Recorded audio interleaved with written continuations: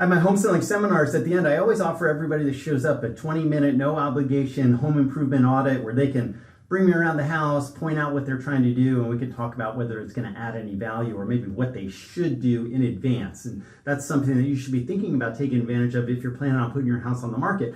But after I got a phone call from somebody that I know in the neighborhood, I wanted to offer this to everybody because he had signed a contract for $51,000 of new windows putting in the house. And it really wasn't going to add much value at all to the property. The window salesman had told him that his house as it was going to fail the inspection. And of course, when you're buying, selling real estate, there's no pass fail on the inspection. So that was just a scare tactic. And so really want to offer the same thing to all of you, because what I don't want to do is I don't want to show up at your house and you show me something that you've put all this money into, and then I have to tell you the reality is that maybe it hasn't added a whole lot of value to you at all. I'd rather us go through that and disappoint you today, than a year from now. This is not to say that you shouldn't put in a pool or do something where you're going to get enjoyment out of your house, purely from if you're looking at doing it from resale value. All right, take care. Let me know.